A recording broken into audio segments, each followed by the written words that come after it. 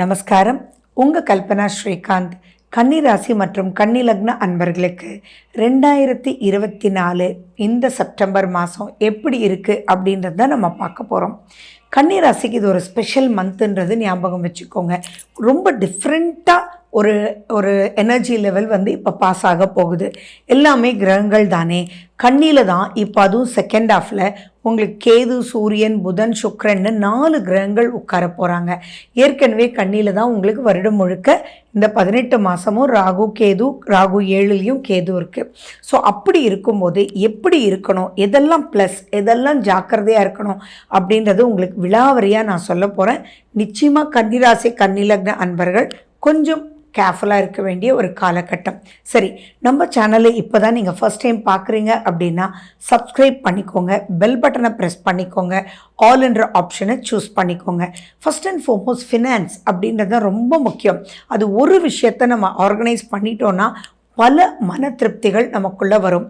10ஆம் வீடு அப்படின்றதும் உங்களுடைய புதனுடைய வீடு. அந்த புதன் பார்த்திங்கன்னா உங்களுக்கு 11, 12 தன் மேலே அப்படின்னு 3 டிரான்சிட் எடுக்கிறார் இந்த மாதம். அப்போது எப்படி இருக்கும் அப்படின்றத நீங்கள் புரிஞ்சுக்கணும். எந்த ஒரு விஷயத்துக்குமே நமக்கு டெக்னிக் ரொம்ப முக்கியம் இல்லையா? அந்த டெக்னிக் புரியாத ஒரு புதிராக இருக்கும். மனசு நிறைய ஜம்ப் ஆகிட்டே இருக்கும். ஸோ அப்படி இருக்கும்போது பல சேஞ்சஸ், பல விஷயங்கள் அப்படின்றது தான் நீங்கள் எச்சரிக்கையாக இருக்கணும். ஒரு நிலையான ஒரு விஷயத்துக்குள்ளே போக விடவே விடாது. இப்போ நீங்கள் ஜாபில் இருக்கீங்க அப்படின்னா இந்த ஐடியா தோணும், அப்புறம் இல்லை அந்த ஐடியா தோணும், இல்லை இப்படி பண்ணால் இன்னும் கிளியராக இருக்குன்னு தோணும். அந்த மாதிரி ஏதோ ஒரு விஷயங்கள் உங்களை குழப்பிகிட்டே இருக்கும்.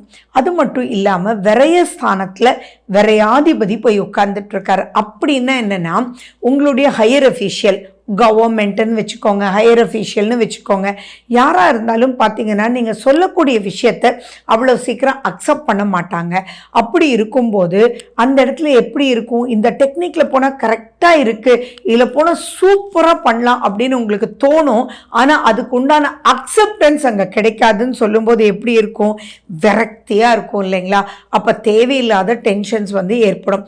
10ஆம் வீட்டில் வேற செவ்வாய் உட்கார்ந்துட்டு இருக்காரு. அந்த 10ஆம் வீட்டில் செவ்வாய் உங்களுடைய 3ஆம் வீடும் உங்களுடைய 8ஆம் வீடும். அப்படி இருக்கும்போது என்ன ஆகும்னா ஒரு போராட்டத்துக்குள்ளே இருக்கிற மாதிரி இருக்கும். உங்கள் ஐடியாஸ் அவன் வேண்டான்றான், அவன் ஐடியாஸ் உங்களுக்கு வேண்டான்றான். நீங்கள் பிஸ்னஸ் பண்ணிட்டு இருக்கும்போது இதுதான். அப்போ இந்த காலகட்டத்தில் எப்படி இருக்கணும்னா சிவனேன்னு இருக்கணும். Go on the flow, never take any risk. எந்த ஒரு சப்ஜெக்டும் நான் பண்ணி காமிச்சிடுறேங்க அப்படின்னு சவால் விடுறதுக்கெல்லாம் இது கரெக்டான ஒரு காலகட்டம் கிடையாது. இந்த மாதம் ரொம்ப ரொம்ப கேர்ஃபுல்லாக இருக்கணும். அதாவது நான் கோ ஆன் த ஃப்ளோன்னு சொல்கிறேன். அப்படி இருக்கும்போது அகலக்கால் வச்சா என்ன ஆகிடும், நிறைய பிரச்சனைக்குள்ளே சிக்கிடுவீங்க. அப்போ நீங்கள் நினச்ச பிளான் ஒன்று, ஆனால் நடந்த பிளான் வேறையாக போய் முடிஞ்சிடும். ஸோ அப்படி இருக்கும்போது ரொம்ப ரொம்ப கேர்ஃபுல்லாக இருங்க. கடன் நீங்கள் கொடுக்கறதே ரொம்ப கஷ்டம். அதாவது நீங்கள் கொடுக்க வேண்டிய இடத்துல கொடுக்கறதே ரொம்ப கஷ்டம். கடன் கொடுக்கறதுக்காக கடன் வாங்க வச்சிடும் மக்களை. ஸோ அதனால ரொம்ப ரொம்ப எச்சரிக்கையாக இருங்க. எந்த ஒரு விஷயத்தையும் யோசித்து நிதானத்தோடு செய்யணும். ஏன்னா இப்போ எப்படின்னா யூகங்கள் வேலை செய்யும். இந்த 10ல் செவ்வாய் இருக்கும்போது, அதுவும் புதனுடைய வீடாக இருக்கும்போது என்ன ஆகும்னா கண்டிப்பாக ஜெயிச்சிடலாம் அப்படின்னு இருக்கும். இன்னும் சொல்லணும் அப்படின்னா நீங்கள் ஜஸ்ட் லைக் தட் நீங்கள் ஒரு ஐடியாவை ஷேர் பண்ணியிருப்பீங்க உங்கள் ஃப்ரெண்டுக்கு. உங்கள் ஃப்ரெண்டு அந்த ஐடியா வச்சு டே சூப்பராக ஜெயிச்சிட்டேன்டா, பிரமாதம், நான் நினைக்கவே இல்லைடா அப்படின்னு சொல்லுவாங்க. சரி, அந்த ஐடியாவை நீங்கள் அப்படியே அப்ளை பண்ணிட்டீங்க உங்களுக்குன்னு வச்சுக்கோங்களேன், அது அப்படியே உங்களுக்கு மைனஸ் ஆகிடும். ஸோ அந்த அளவுக்கு இப்போ கொஞ்சம் அலர்ட்டாக இருக்கணும். 7ஆம் வீட்டில் ராகு வேறு. அப்போ அந்த இடத்துல நீங்கள் நினைக்கிறவங்க வேற ஸ்பீட் எடுப்பாங்க, ஆனால் அவங்களுடைய நோக்கு உங்களுடைய இலக்குக்கு வராது. ஸோ இந்த இடத்துல என்னென்னா ஒரு குழப்பமான ஒரு நிலையில் இருக்குன்றது மைண்டில் ஞாபகம் வச்சுக்கணும். இந்த குழப்பத்தெல்லாம் போக்குறதுக்கு நீங்கள் கொஞ்சம் வெயிட் பண்ணிங்கன்னா நெக்ஸ்ட் மந்த் பல கிரகங்கள் மூவ் ஆகிடும். அதுலேயும் சுக்ரன் 18ஆம் தேதி வரைக்கும் he is not at all in a comfortable zone.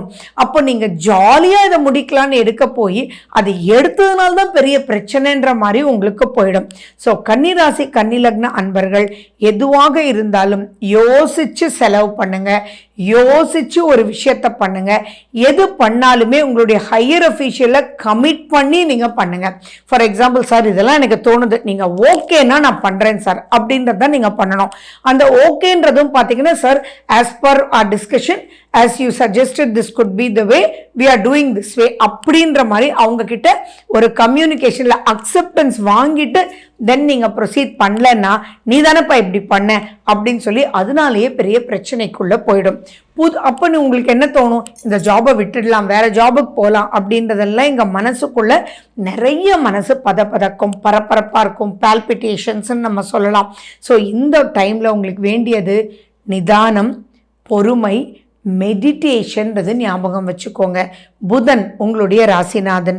Madurai Meenakshi அம்மனுக்கு ரொம்ப இம்பார்ட்டன்ஸ் கொடுங்க. அதே மாதிரி விஷ்ணு சஹஸ்ரநாமம் கேளுங்க, பெருமாள் கோயிலுக்கு போயிட்டு வாங்க, துளசி தீர்த்தம் நீங்க சாப்பிடுங்க, பச்சை கற்பூரம் உங்க பக்கத்திலேயே இருக்கிற மாதிரி பார்த்துக்கோங்க. இதெல்லாம் பண்ணும்போது பொதுவாகவே பார்த்தீங்கன்னா ஒரு பச்சை கற்பூரம் ஸ்மெல் வரும்போது நமக்குள்ள என்ன கிடைக்கும், ஒரு சாந்தம் கிடைக்கும். அந்த சாந்தம் தான் கன்னிராசி கன்னிலக்ன மக்களுக்கு வின்னிங் சீக்ரெட்ன்றது மைண்டில் தெளிவாக நீங்கள் மைண்டில் வச்சுக்கோங்க. அதே மாதிரி 18ஆம் தேதிக்கு மேலே சுக்கிரன் உங்களுக்கு 2ஆம் வீட்டுக்கு போகிறார். அப்படி இருக்கிறதுனால உங்கள் ஃபேமிலிக்காக நீங்கள் செலவு பண்ண வேண்டியதும், ஃபேமிலி பல ஆசைகள் அவங்களுக்கு இருக்கும், அப்போ உங்களை புல் பண்ணுவாங்க அது பண்ணுறதுக்கு. அது பண்ணுறதுனால அவங்களுக்கு சந்தோஷம் கிடைக்கும். ஆனால் உங்களுக்கு அந்த செலவு முடியுமா அப்படின்றதெல்லாம் யோசிச்சு அவங்களோட இல்லைப்பான்னு பொறுமையாக பேசி பிறகு நீங்கள் ப்ரொசீட் பண்ணீங்க அப்படின்னா things will be in a calm way. அதுலேயும் ரொம்ப ரொம்ப கேர்ஃபுல்லாக இருக்கணும் கணவன் மனைவி ரிலேஷன்ஷிப்பில். ஏன்னா 7ல் ராகு, உங்கள் லக்னத்தில் 4 விஷயங்கள், உங்கள் மண்டையில் 4000 விஷயம் ஓடிட்டு இருக்கும்போது உங்களுடைய ஹஸ்பண்ட்னா ஒய்ஃப், ஒய்ஃப்னா ஹஸ்பண்ட் ஏதோ கேட்கும்போது பேசும்போது நீங்கள் பர்ஸ்ட் அவுட் ஆகிடலாம். பொதுவாகவே கன்னிராசி கன்னி லக்ன மக்கள் இப்போ கொஞ்சம் கோபம் ஜாஸ்தியாகக்கூடிய வாய்ப்புகள் அதிகமாக இருக்குது. ஆனால் கோபம் எதுக்குமே உதவாது அப்படின்றது ஞாபகம் வச்சுக்கணும். பட் பயப்படணுமா அப்படின்னா இல்லவே இல்லை. ஒய் அப்படின்னா குரு பார்க்குறாரே, குரு கன்னியை பார்க்குறாரே. So finally it's not going to be a big problem. But again ஒரு நையின்ற டென்ஷனும் ஒரு மன நிம்மதி இல்லாத ஒரு அமைப்பு ஏற்படும். ஏன் அதுக்கு இந்த 1 மாதம் வெயிட் பண்ணிட்டு அதுக்கப்புறம் நம்ம பண்ணும்போது நல்லா ஸ்மூத்தாக போகலாமே. இதுக்கு தாங்க நம்ம மாத பலன் பார்க்கணும். இப்போ நீங்கள் முக்கியமாக பார்க்க வேண்டியது சுய ஜாதகத்தில் இருக்கக்கூடிய திசா புத்தி எப்படி இருக்குன்றதை மட்டும் நீங்கள் பார்த்துக்கோங்க. உங்கள் ராகு கேது நிலை எப்படி இருக்குன்னு பார்த்துக்கோங்க. ஏன்னா சனி கிரகம் 6ஆம் வீட்டிலேருந்து பாசிட்டிவாக போயிட்டு இருந்தது. இப்போ வக்ரகதி அடையிறதுனால அந்த பாசிட்டிவ் அவ்வளவா இல்லை, பட் அகைன் நெகட்டிவ் இல்லை. இந்த மாதிரி பல விஷயங்கள் ஜம்பிள்டாக இருக்குது. அந்த ஜம்பிள்டு அப்படின்றதுலேருந்து நீங்கள் வெளியில் வரணும். மேலும் 7ஆம் தேதி விநாயகர் சதுர்த்தி. ஸோ இந்த ராகு கேது முடிகிற வரைக்கும் கேது உங்கள் மேலேயே தான் இருக்க போகிறார். அப்போ எது எடுத்தாலும் உடச்சி போடுற மாதிரி இருக்கும், சுருக்கிற மாதிரி இருக்கும். இதுலேருந்தெல்லாம் நீங்கள் வெளியில் வர்றதுக்கு you need a very good electro magnetic power. So அந்த எலக்ட்ரோ மேக்னெட்டிக் பவர் அதீதமாக இருக்கக்கூடிய பொருட்கள் தான் நம்ம விநாயகருக்கு நம்ம நார்மலாக சமர்ப்பிக்கிறது. விநாயகர் கோயிலுக்கு போனோம் அப்படின்னா நம்ம வெளியில் என்ன வாங்குவோம், அருகம்புல் வாங்குவோமா?